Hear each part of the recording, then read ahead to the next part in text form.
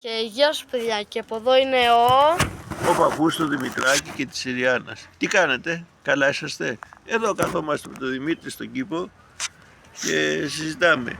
Πώς τον βλέπετε? Είναι καλό παιδάκι, πώς τον βλέπετε?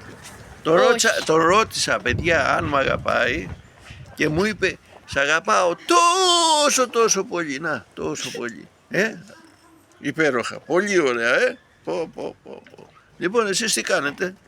Εδώ με τον Δημήτρη καθόμαστε εδώ στον κήπο. Άμα θέλει μπορεί να σας δείξει και το σπίτι, την αυλή, γύρω τα περίχωρα.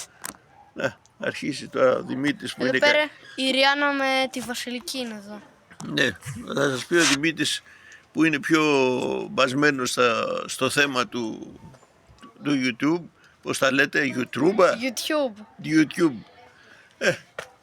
Καλά είναι, εντάξει. Τι να κάνουμε, εδώ με τα παιδάκια. Εγώ δεν πάω στο καφενείο γιατί μ' αρέσει καλύτερη παρέα εδώ του Δημητράκη και τα κορίτσια, είναι και τα δύο κοριτσάκια πέρα.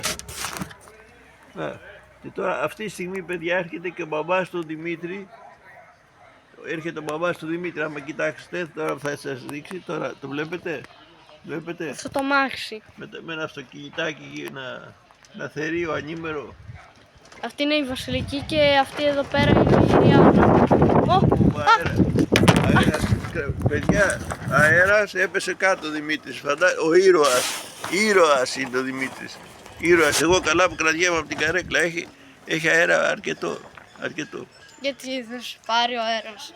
Δεν μας παίρνει, αλλά μπορεί μας πήρε και μας σήκωσε.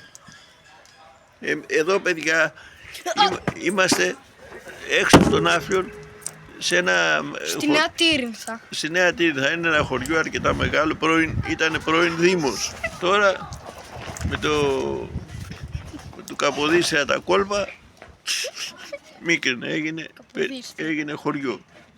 Αλλά ωραίο είναι. Λοιπόν, παιδιά, χάρηκα που μιλήσαμε. Πώς σε λένε? Εμένα με λένε Βασίλη. Και από εδώ Δημήτρης, αλλά είναι... εντάξει, καλός είναι. Και γράψτε στα σχόλια πόσο χρονών σας φαίνεται να είναι. Πόσο είναι? Να μαντέψουν στα σχόλια τα παιδιά πόσο είσαι. Ναι, για να βάλουν, να μας το γράψουν άμα θέλουν. Και αν σας άρεσε το βίντεο βάλτε like. Μπράβο. Κάντε εγγραφή πες.